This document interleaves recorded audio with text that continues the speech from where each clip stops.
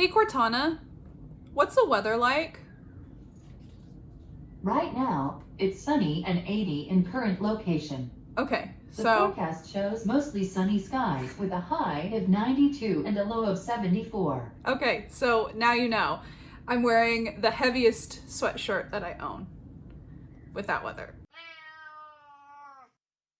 Hello everyone, welcome back to my channel. So today I am going to be coming at you with a quick review for Big Summer by Jennifer Weiner. This was a book that I was able to finish last night and I have some thoughts. So I want to break down, a quick synopsis for you, and then I want to go into some of the things that I really enjoyed about this novel and then some of the things that I thought weren't that great. So let's get into talking about the good, the bad, and the mediocre. So I want to start this video off with a quick synopsis of the book.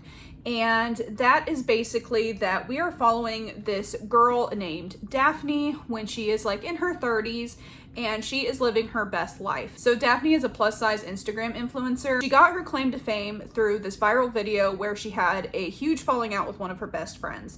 And this happened like when she was a sophomore in college, and the start of the story starts about like 12 years after this event takes place. But basically Daphne is living her best life. She is making her coin. She's working for this really rich family on the side. And all of a sudden this best friend of hers, who happens to be one of the most rich, famous people in New York City, she's this heiress of this huge corporation, doesn't really exactly say what this corporation is, but this best friend suddenly appears in her life and asks her to be the maid of honor in her wedding. So they discover that this wedding is going to be on Cape Cod, and it's going to be this $1 million wedding. All of these different news outlets are going to cover it, and she thinks, maybe I was wrong 12 years ago, maybe my best friend has changed, and so therefore, this, if anything, this will be a great place to take pictures for my Instagram feed, and we'll leave it at that. So she decides to go to this wedding, and it turns out that there are some crazy things that go down at this wedding. So that's the basic synopsis of this book, and I have a lot to say about it. So this review is going to be completely spoiler free. I'm going to try my best to be as ambiguous as possible so I don't spoil this book for you, but at the same time, I have some thoughts. So yes, let's get into that. This book was extremely fun to read. I read this so quickly. It was like you sit down and read 50 pages, you didn't even realize 50 pages had gone by, because the way that this book is written is just so fun and light, and it just flies by. The majority of the beginning of the book is really seeing Daphne's background and how she became an influencer, how she manages being a plus size woman in the world that we live in, and especially being a plus size woman that's famous on social media, and how she navigates that world. And there is a ton of great commentary in this book about how you can come across as confident as, a Kardashian, but you still have those things inside of yourself that have been internalized over the years that just make it difficult to let go of your looks. I think where this book really shines is all the social commentary that it has on especially Instagram, because Instagram is 100% about the aesthetic. You get followers as soon as you start taking aesthetic pictures and you start looking good.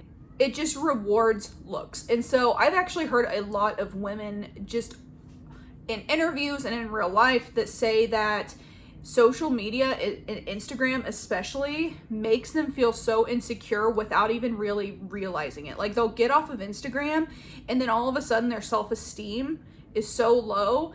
And this book really highlights all those issues that we have with social media in our society and really makes them shine. And not only does this book really highlight it at the beginning of the book, but these little inklings of thoughts that Daphne has, even when things start to get very serious, they still are in the back of her mind. Like she is dealing with things that should cause so much stress, but still her weight is still in the back of her mind. And I think that is so well done and so accurate. As a woman myself that struggles with weight on a daily basis, I have the body type that if I eat a donut on a Thursday, I'm gonna remember it for the rest of my life because it's on my butt now.